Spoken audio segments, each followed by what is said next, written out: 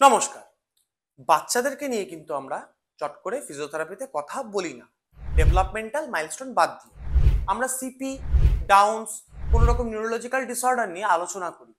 কিন্তু আপনার শিশু একদম সাধারণ বাচ্চার মতো বড় হচ্ছে, স্কুল যাচ্ছে, আমরা কি কখনো এটা এইভাবে ভাবি যে আমাদের যে বাচ্চাদের স্কুলের ব্যাগটা হয় সেটা তার কত বড় বার্ডেন হয়ে দাঁড়াতে পারে তার ডেভেলপমেন্টের জন্য? কারণ একটা বাচ্চার বোন ডেভেলপমেন্ট এবং তার সমস্ত কিছুটাই ডিপেন্ড করে আমাদের 3 বছর থেকে 18 বছর অবধি। সবটা হাড় ডেভেলপ হয় সব থেকে বেশি 3 থেকে 8, তারপর 11, একদম শেষ পর্যায়ে গিয়ে 18 বছর অবধি। যদি সেই মুহূর্তে বাচ্চা যে স্কুলে যাচ্ছে তার পিঠের যে ব্যাগ, তার ওজন যদি মাত্রাধিক ওজনের হয়ে যায়, তাহলে কিন্তু সেটা আপনার বাচ্চার স্কোলিওসিস মানে শির দ্বারা বেঁকে যাওয়া, মাসেল পেইন, সার্ভাইকাল পেইন ঘাড়ে ব্যথা, শোল্ডার পেইন, তার সঙ্গে ডেভেলপমেন্টাল ডিলে, একটা বাচ্চা যখন যতটা ডেভেলপ হওয়ার কথা তার থেকে কম, তার সঙ্গে কি মাসেল ঠিকঠাক গ্রোথ না পাওয়া, বোন ডিফর্মিটি, বোন গ্রোথ কমে যাওয়া, ফলে আপনার বাচ্চার ডোয়ারফিজম দেখা যাওয়া মানে হাইটে ছোট হওয়াটা আসতে পারে। তো সেই সব জায়গাগুলো থেকে মাথায় রাখতে কিন্তু আমাদের অনেকগুলো কারেকশন করার জায়গা আছে। তাহলে বাচ্চাদের প্রথমে কোন কোন দিকে আমাদের নজর রাখতে হবে? একটা বাচ্চা যখন স্কুল যাচ্ছে তার স্কুলের ব্যাগের ওজন কত হতে পারে সেটা আমরা অনেকেই জানি না। একদম কেজি 1, 1, 2 বাচ্চা, আমরা হয়তো বা 6টা সাবজেক্ট, তা 6টা সাবজেক্টে 6টা বই, সঙ্গে হোমওয়ার্ক এবং ক্লাস ওয়ার্ক মিলে 12টা খাতা। ওজনটা কি ভেবেছেন কতটা ভারী হতে পারে? সেটাকে মেনটেন করতে গেলে আমাকে সবার আগে মনে রাখতে লাগবে বাচ্চার যে ব্যাগের ওজন হবে সেটা বাচ্চার ওজনের 1/10, 10 ভাগের 1 ভাগ। মানে আপনার বাচ্চার ওজন যদি 20 কেজি হয়, তার পিঠের যে ব্যাগ তার ওজন 2 কেজির বেশি কোনো মতেই হবে না। সেটা যদি হয় তাহলে সেটা কিন্তু আপনার বাচ্চার স্পাইনকে বেঁকিয়ে দিতে পারে। শোল্ডার পেইন, নেক পেইন, পশ্চার অ্যাঙ্গেল মানে ফরওয়ার্ড বেন্ডিং এর দিকে ঝোঁক বাড়ে, এটা আনতে পারে। মাসেল গ্রোথ, বোন ডেভেলপমেন্ট এগুলোকেও পিছিয়ে দিতে পারে এবং আপনার বাচ্চার যতটা বৃদ্ধি হওয়ার কথা সেটা কিন্তু হবে না। শুধু কিন্তু হেলথ ড্রিঙ্কস খেলেই বড় হওয়া যায় না, সবার আগে গ্রোথটাকে মেনটেন করতে আমাদেরকেই জানতে লাগে। তাহলে যারা প্যারেন্টসরা দেখছেন তারা প্রথমে আমরা কোন কোন জায়গাগুলো কারেকশন করব। প্রথমে কি করব, বাচ্চার ব্যাগের ওজন 10% তার ওজনের হিসাবে রাখবো। 2, এক স্ট্র্যাপের ব্যাগ বাচ্চাদের দেব না, তাতে কি হচ্ছে পার্টিকুলার একটা শোল্ডারের ট্রাপেজিয়াস মাসেলের উপর জোর পড়ছে। দুদিকে থাকবে ব্যাগের যে দুদিকে যে স্ট্র্যাপটা থাকে।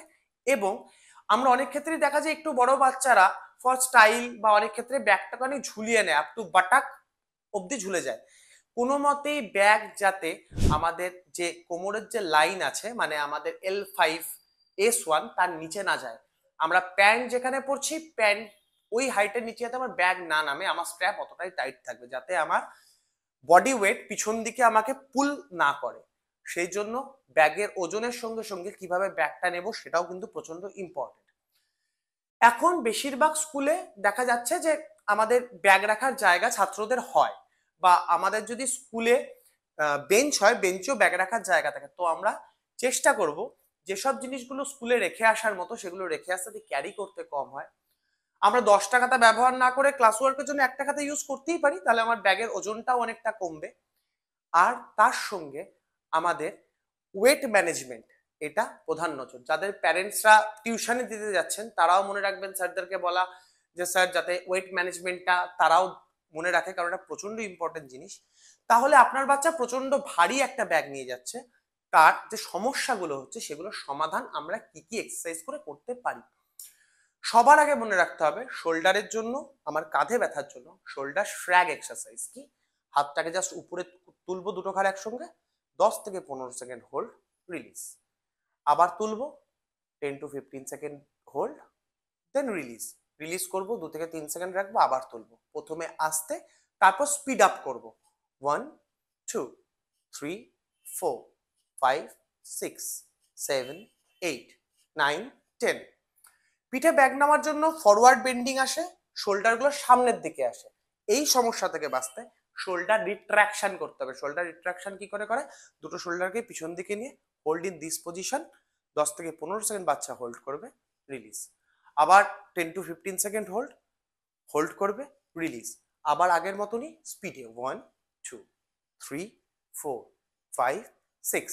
তারপর আসছে কি শোল্ডার রোটেশন, দুটো হাত কাঁধের মধ্যে রেখে প্রথমে ব্যাকওয়ার্ড দেন ফরওয়ার্ড, 15 থেকে 20 বার সামনে, 15 থেকে 20 বার পিছনে। তাহলে আমার সার্ভাইকাল আর শোল্ডারের জায়গা তো মেনটেন হলো। ফরওয়ার্ড বেন্ডিং এর জন্য আমরা কি করতে পারি? বেশিরভাগ ক্ষেত্রেই আমরা বাড়িতে যখন পড়তে বসি তখন আমরা বসি কি বাবু হয়ে।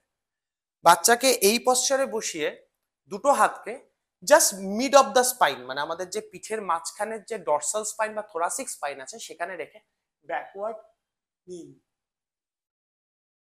Hold it for 5 to 10 second, release.